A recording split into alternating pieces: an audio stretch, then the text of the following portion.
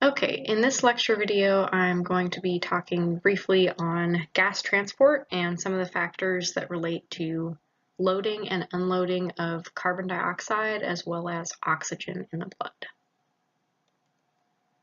Okay, so when I'm saying gas transport, basically what this is the process of carrying gases from the alveoli, which are the air sacs in the lungs, to the systemic tissues and vice versa. And remember that the systemic tissues are basically all of the tissues throughout the body aside from those of the lungs.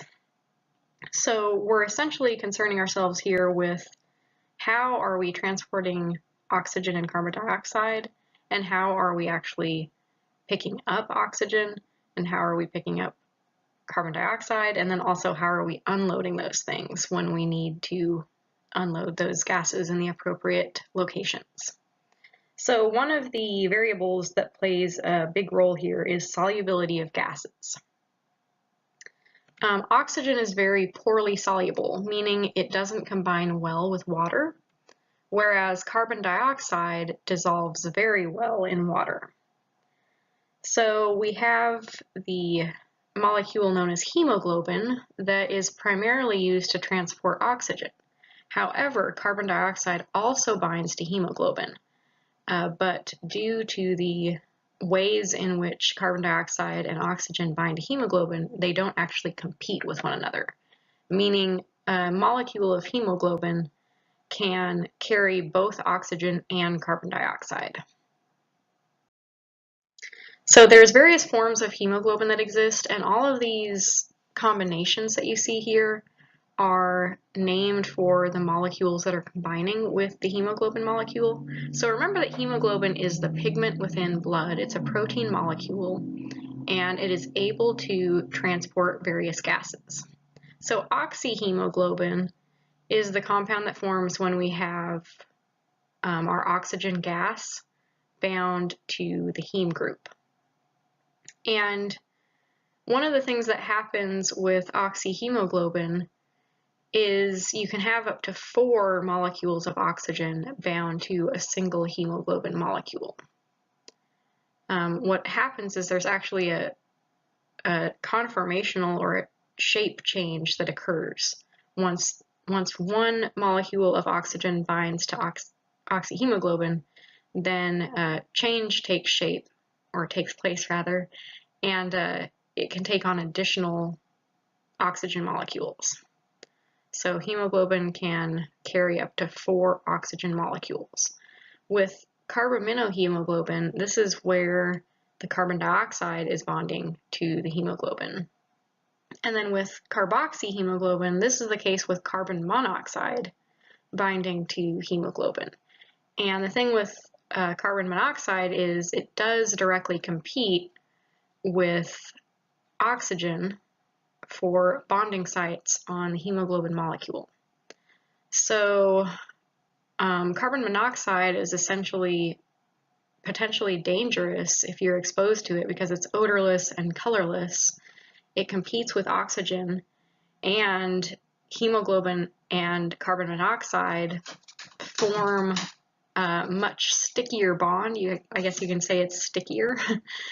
So carbon monoxide and hemoglobin, the affinity between those two molecules is about 210 times that of oxygen and hemoglobin, meaning if both gases are present in the air, and especially at certain concentrations of carbon monoxide, it's much more likely that you'll see bonding between carbon monoxide and hemoglobin, and hence it can be very dangerous because it inhibits the ability to deliver oxygen to tissues.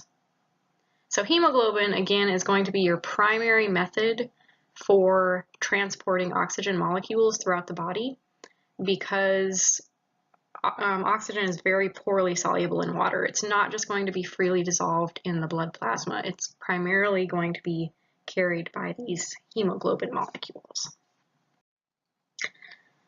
Okay, so with oxygen transport, this is the concentration in arterial blood. So blood that has picked up fresh oxygen from the pulmonary circuit and is distributing it throughout the body for tissues that need oxygen for their normal metabolism. So 20 milliliters of oxygen per deciliter of blood is a normal concentration to be found in arterial blood, and 98.5% of that is going to be bound to hemoglobin. Only about 1.5% of that is just going to be dissolved in blood plasma just because it's not very soluble in water. So when oxygen does bind to hemoglobin, each heme group of hemoglobin may bind oxygen, and there are 4 of those. So there's 4 heme groups, hence you can have 4 molecules of O2 on a single molecule of hemoglobin. With oxyhemoglobin, how this is specified is HB is going to be the abbreviation for hemoglobin, and then O2, of course, is just oxygen gas. So when at least 1 molecule of oxygen binds to hemoglobin, you can call it oxyhemoglobin. And when oxygen is offloaded, when it dissociates from hemoglobin, it's known as deoxyhemoglobin. So a hemoglobin molecule that has given up all of its oxygen molecules to tissues that are undergoing metabolism would be just known as deoxyhemoglobin, or HHB.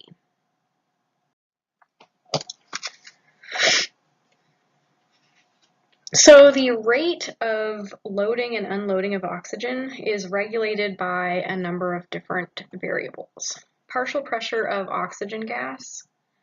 Generally speaking, and this should be intuitive, if there's more oxygen present, there is going to be more saturation of hemoglobin. So if there's more oxygen available, you have more potential to bind oxygen to hemoglobin. With temperature, higher temperature is going to promote unloading of oxygen. So higher temp,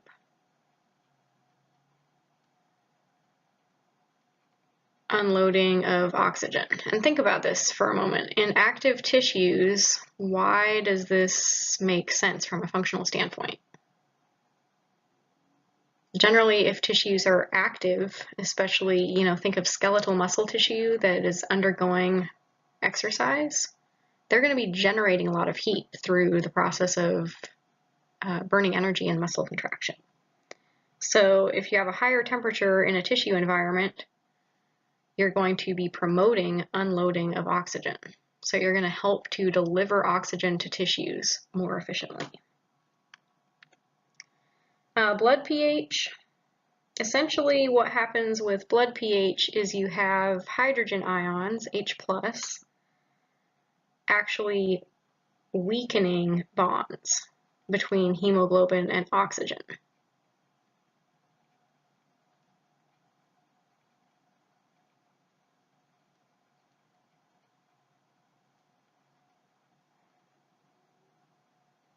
So with hydrogen ions, there's generally going to be more hydrogen ions in tissues that are actively generating carbon dioxide. So actively working, metabolizing cells are going to be generating more CO2, which in turn raises the hydrogen ion concentration. So again, it makes sense that we're going to see offloading of oxygen in tissue environments that are active and requiring that oxygen. So partial pressure of carbon dioxide, that is going to be related to blood pH indirectly. It doesn't have as much of a bearing. It's generally going to be correlated with the hydrogen ion concentration, however. And then concentration of BPG, this is a product that results from the metabolism of red blood cells.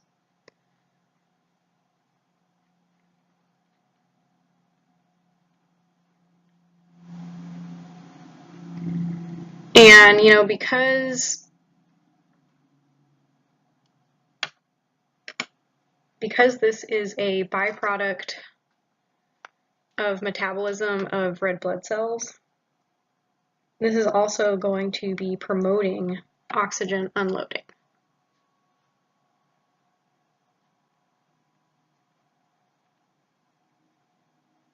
So generally speaking, you're going to have more capacity to unload oxygen with a higher concentration of that BPG. Basically, those red blood cells are going to be producing that, and then that BPG is going to bind to hemoglobin and it's going to release oxygen. So those are some of the variables that affect the rate of loading as well as the rate of unloading of oxygen. Okay, so let's look a little bit more into oxygen transport. So we have what's known as the oxyhemoglobin dissociation curve. This is basically showing the relationship between oxygen saturation of hemoglobin and partial pressure of oxygen. And the relationship between these two is not a simple linear one, basically due to the conformational changes that occur with hemoglobin as it picks up oxygen. So after hemoglobin binds to a single oxygen molecule, it's going to change shape, and that actually helps to facilitate further uptake of oxygen. So this is an example of a positive feedback cycle because it's essentially amplifying until that hemoglobin is completely saturated with oxygen and no further change can occur. So we essentially go from, binding a single molecule of oxygen to hemoglobin, conformational change occurs, you bind a second molecule, a third molecule, and then potentially a fourth molecule, and 4 molecules is going to represent 100% saturation of a particular hemoglobin molecule. So let's take a look at this dissociation curve here. So we have partial pressure of oxygen here in millimeters of mercury on the x-axis, and then the percent of oxygen saturation of hemoglobin on the y-axis. So at a low partial pressure, so a low partial pressure of oxygen, meaning there's not going to be a lot of oxygen present, you kind of have this slow rise in the curve. Then you're going to see a more rapid increase as the partial pressure of oxygen increases. This is going to reflect how hemoglobin changes shape to take on more oxygen. So it starts out slowly, and then you have a fairly rapid rise due to that change of shape that's actually facilitating further uptake of oxygen. And then at a very high partial pressure of oxygen, the curve is going to level off as hemoglobin is already approaching 100% saturation. So 100% saturation, you can't go any further than that. So, at close to 100% saturation, as blood passes through the capillary beds that are adjacent to the alveoli in the lungs, it's going to be picking up all of that oxygen, and then as it passes through the systemic tissues, it's going to be giving up a total of about 22% of the oxygen that it carries. So 22% of the oxygen that is carried is ultimately going to be unloaded to resting tissues.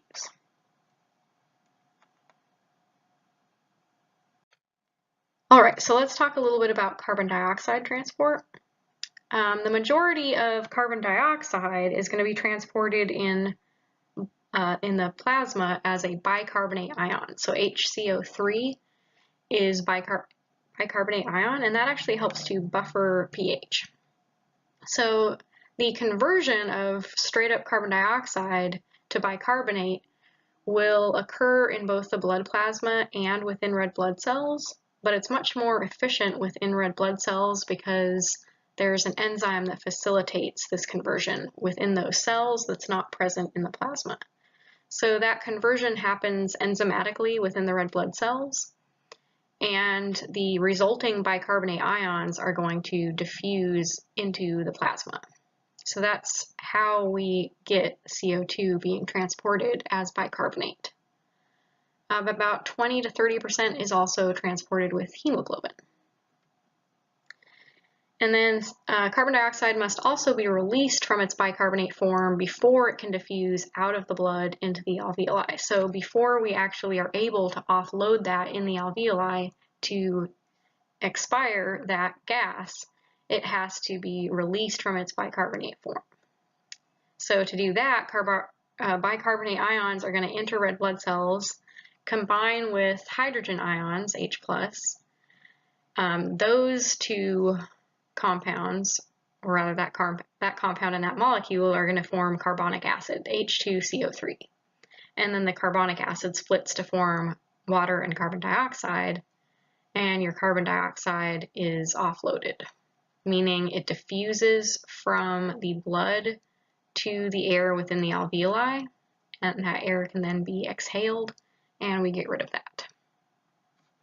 So remember that all of the carbon dioxide that you're breathing out ultimately originates in the mitochondria of your cells as a byproduct of cell respiration.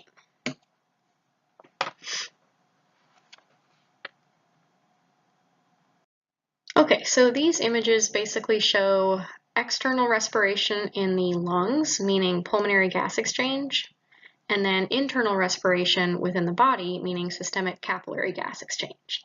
So with this first panel, what we're showing ultimately is blood that has traveled throughout the body and has picked up carbon dioxide from respiring tissues, and now it needs to offload that carbon dioxide into the alveoli of the lung so it can be exhaled. So that's what we're seeing here, our carbon dioxide.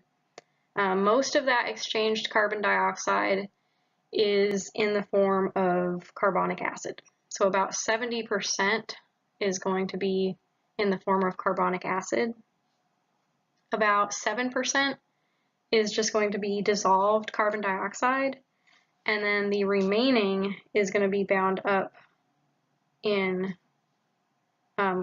carbaminohemoglobin and other compounds. So that's essentially how we're unloading CO2, is we have this very close contact between the capillaries that are carrying all of this CO2 as a waste product, and it's just going to diffuse out of the capillary bed into the alveoli where it can then be exhaled.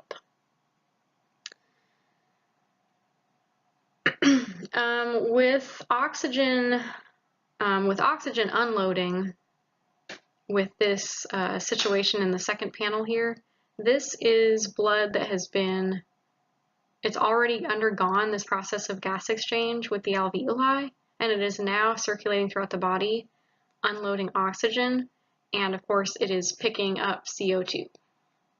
So we're unloading oxygen. Essentially we have hydrogen ions that prompt hemoglobin to release oxygen, and oxygen consumption by active tissues is going to keep the tissue partial pressure of oxygen relatively low. That is going to prompt release of oxygen due to the pressure gradient. So we have release of oxygen by hemoglobin, and then that oxygen is able to travel from the red blood cells into the tissue environment. So let's see, that's pretty much all I wanted to say about this. Your book goes into a lot more detail regarding CO2 loading as well as oxygen loading, but I'm not going to cover that in too much detail for the purposes of this lecture. Alright, so let's look at a few factors that do affect unloading of oxygen. Of course, active tissues need oxygen. Oxygen drives respiration, specifically cellular respiration. So without oxygen, we cannot undergo aerobic respiration, and we can't convert glucose to ATP. ATP, remember, is your cellular currency.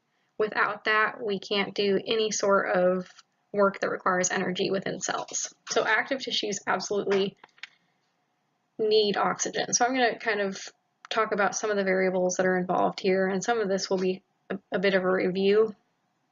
Ambient partial pressure of oxygen. The active tissues have a lower partial pressure of oxygen. So there's a gradient there, and that is going to help prompt release of oxygen from the hemoglobin. With temperature, the active tissue again is going to have an increased temperature, and that's also going to promote release of oxygen. Then we have what's known as the Bohr effect. The active tissue has a greater concentration of carbon dioxide as a waste product. That's going to lower the pH because we have this buildup of these waste products, and that's also going to promote oxygen release. Then we have our BPG, bisphosphoglycerate, BPG. This is produced by red blood cells during their metabolism, and that is going to bind to hemoglobin and force the release of oxygen from that hemoglobin.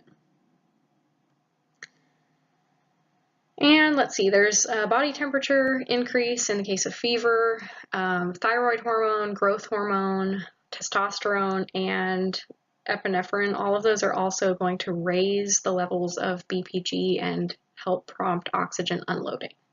So essentially, greater metabolic rates require greater oxygen. That's pretty intuitive.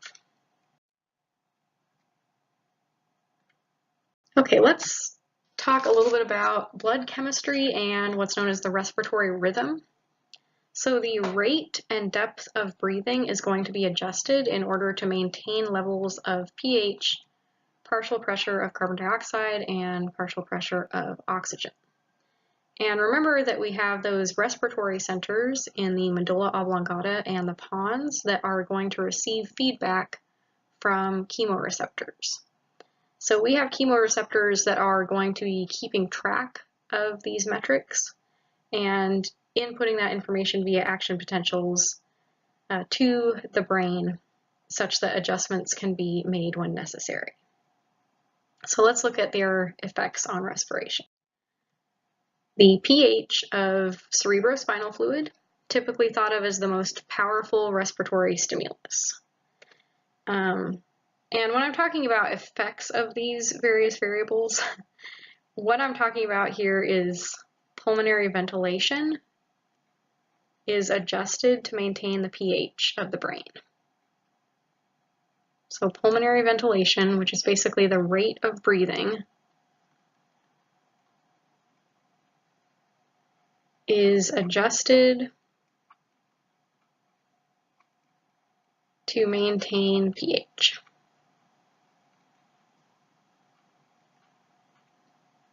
And remember that hydrogen ions, if you have more hydrogen ions than OH groups, you're going to have a more acidic solution. And if you have more OH groups than hydrogen ions, you're going to have a more basic solution. So the pH of cerebrospinal fluid, the fluid that bathes the brain and is found within the ventricles of the brain, that's going to be your most powerful respiratory stimulus. So respiratory acidosis would be a pH of lower than 7.35. That is essentially caused by failure of pulmonary ventilation, meaning you do not have you don't have enough ventilation to compensate for the production of carbon dioxide by active tissues. This is going to be the most common cause of acidosis. With hypercapnia, that's a situation where your partial pressure of carbon dioxide is greater than 43 millimeters of mercury. And CO2 is going to very easily cross the blood-brain barrier. So within the cerebrospinal fluid, the carbon dioxide is going to react with water, and it will release those hydrogen ions, and those are what are sensed by those central chemoreceptors. So the central chemoreceptors are going to sense that increase in hydrogen ion concentration, they are going to then stimulate the inspiratory centers.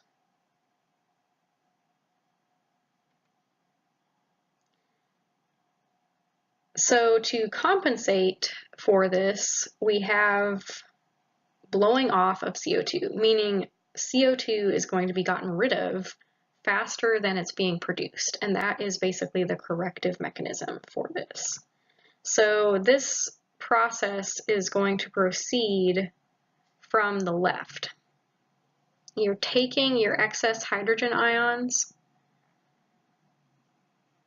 and you are forcing this reaction to the left to get rid of those excess hydrogen ions.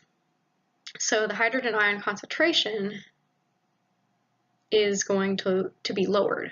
So the H plus is consumed and then the pH will rise, making it less acidic. So one of the ways that this can happen is through hyperventilation. So hyperventilation is ultimately going to reduce hydrogen ion concentration. It reduces the acidity. With respiratory alkalosis, this is a situation where the pH is going to be greater than 7.45. So this is a measurement of the arterial blood. This is known as, or rather the most common cause of it is hypocapnia, a partial pressure of carbon dioxide that is less than 37 millimeters of mercury. And as a result, we're going to get hypoventilation. So increase in CO2 is going to push the reaction to the right.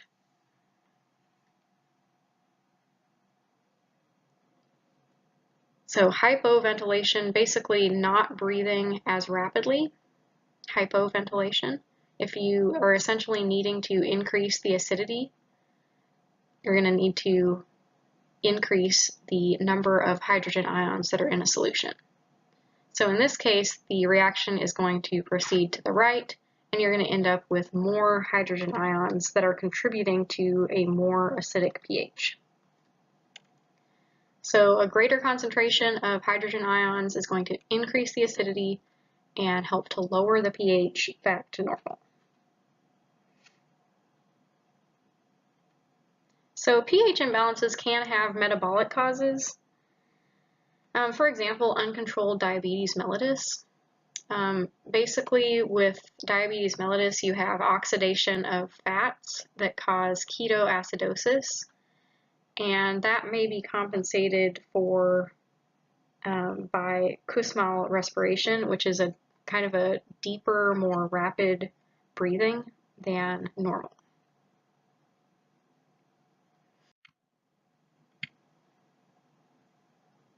Okay, so with carbon dioxide generally has more indirect effects on respiration,